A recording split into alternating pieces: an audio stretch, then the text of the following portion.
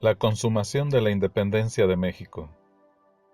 Lo primero que puedo decir es que quizá a muchos de ustedes les parezca extraño o resulte difícil de comprender cómo es que, cuando menos se esperaba la consumación de la independencia, pues los españoles ya se habían encargado de fusilar a todos aquellos caudillos que lo intentaron, cuando ya prácticamente no había esperanza de lograr la independencia, ésta se logró. Y este hecho tuvo que ver con un documento llamado la Constitución de Cádiz.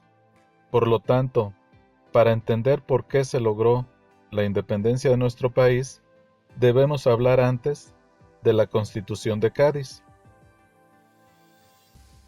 Como ya se ha explicado en otros videos, Napoleón Bonaparte invadió España en 1808.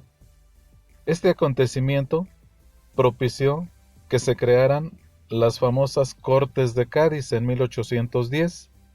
Digamos que estas Cortes fungían como gobierno español autónomo, pues hay que decir que los españoles no reconocían la figura de José Bonaparte.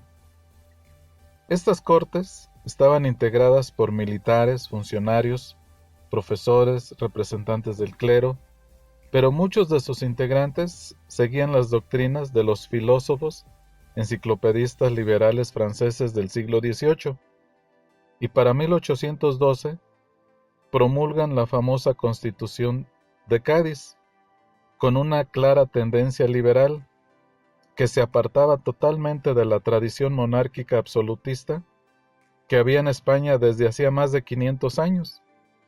La Constitución de Cádiz era 100% liberal, que afectaba claramente a las clases privilegiadas, principalmente al rey y al clero.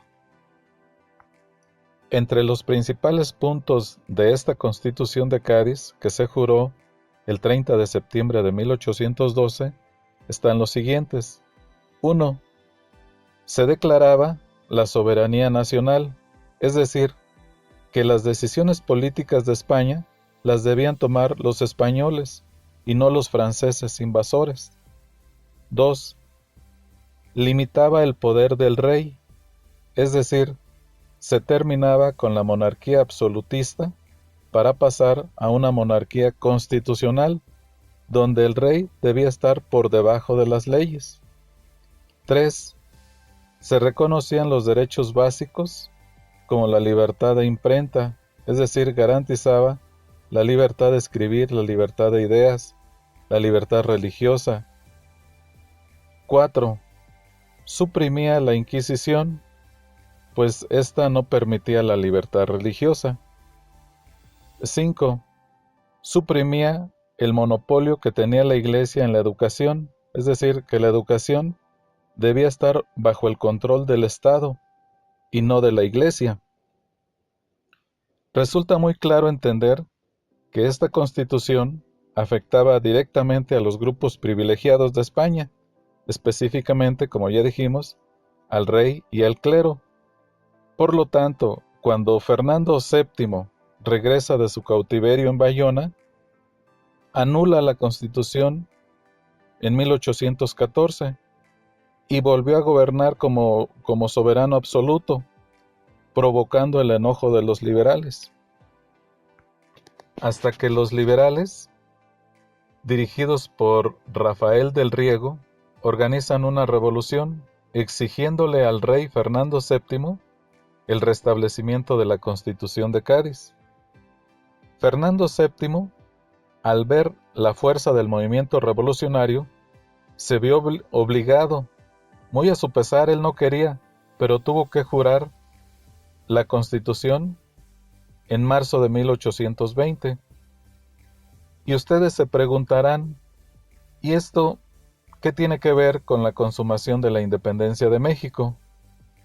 Pues mucho, porque al restablecerse la Constitución de Cádiz en España, dicha Constitución debía aplicarse en todas las colonias, incluyendo a la Nueva España. Y si esta Constitución afectaba a las clases privilegiadas de España, entonces con su aplicación aquí en la Nueva España, afectaría a las clases privilegiadas de aquí de la Nueva España.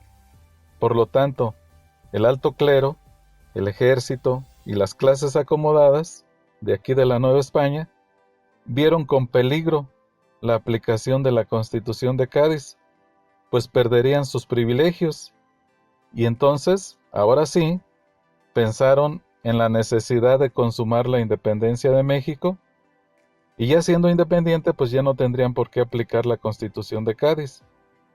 Por lo tanto, hay que decir que la consumación de nuestro país se dio porque así quisieron los españoles, porque ahora sí les convenía, porque cuando no les convenía, fusilaban a todo aquel que lo intentara.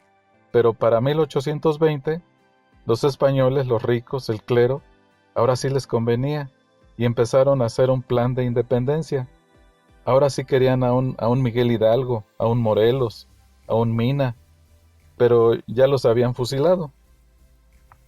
Ante estas nuevas condiciones, las clases privilegiadas nombran al coronel Agustín de Iturbide, que era un general criollo, realista, que perseguía a los insurgentes, nombran a Iturbide para que encabezara un plan de independencia. Agustín de Iturbide astutamente aprovechó este nombramiento para sus intereses personales y pidió 500,000 pesos para combatir a Vicente Guerrero, que era el único insurgente que quedaba y que luchaba en el sur, allá por la cuenca del río Balsas en la Sierra Madre Occidental. Iturbide organizó un ejército y se fue hacia el sur, prometiendo a las clases altas que en muy poco tiempo derrotaría a Guerrero, pero resultó todo lo contrario. Las tropas surianas de Guerrero, que conocían mejor el lugar, propinaron varias derrotas a los realistas de Iturbide. Agustín de Iturbide, inteligentemente, al ver que no lograría derrotar a Guerrero, decidió enviarle cartas para negociar la independencia. Estas cartas, que fueron muchas, Iturbide elogiaba a Guerrero y le proponía que se reunieran para pactar la independencia. Por supuesto, Vicente Guerrero desconfiaba de Iturbide, pues por años Iturbide persiguió a los que luchaban por la independencia y ahora estaba dispuesto a negociar. Dicha negociación finalmente se llevó a cabo el 10 de febrero de 1821, en un lugar llamado Acatempan, donde narra la historiografía que Iturbide y Guerrero pactan con un abrazo, con el famoso abrazo de Acatempan, pactan la independencia de México. Insurgentes y realistas, después de enfrentarse durante una década, ahora se unían. 14 días después del abrazo de Acatempan, es decir, el 24 de febrero de 1821, Iturbide y Guerrero se vuelven a reunir, pero ahora en Iguala, y ahí firman el famoso Plan de Iguala, cuyos principales puntos eran los siguientes. 1. Se declaraba la independencia absoluta de nuestro país. 2. Se establecía que la nueva nación adoptaría como forma de gobierno una monarquía moderada. Aunque Guerrero no estuvo de acuerdo en este punto, pero firmó, él hubiera querido como forma de gobierno una república. 3. Que la única religión oficial iba a ser la católica. Y el cuarto punto de este plan de Iguala era ofrecerle el trono de México a Fernando VII, o si Fernando VII no aceptaba, ofrecerle entonces el trono a un príncipe de la familia reinante. Cualquiera de nosotros podría decir, ¿cómo es posible? ¿A quién se le ocurrió este punto de ofrecerle el trono de México a la familia reinante en España? Pues se le ocurrió a Iturbide, pues él sabía perfectamente que ni Fernando y que ninguno de sus familiares aceptaría, y entonces Iturbide podía convertirse en emperador de la recién nación independiente. Iturbide estaba acomodando todo a favor de sus intereses. El Plan de Iguala fue visto con mucha simpatía por todas las clases sociales de la Nueva España, ya que a todos beneficiaba. Por ello, Iturbide fue nombrado jefe del ejército trigarante, el cual surgió de la fusión entre el ejército realista y el ejército insurgente. Se le llama trigarante o de las tres garantías, que es la unión, la religión y la independencia.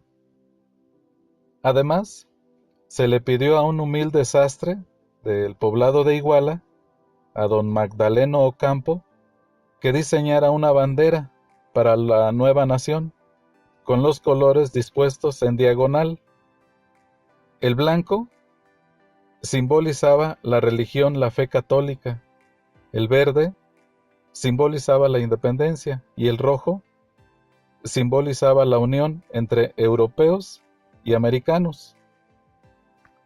Mientras todo esto sucedía, llega desde España, quien habría de convertirse en el último virrey, llega don Juan de O'Donoghue para hacerse cargo del virreinato de la Nueva España. O'Donoghue era un hombre liberal que comprendió que lo mejor para México y para España era aceptar la independencia.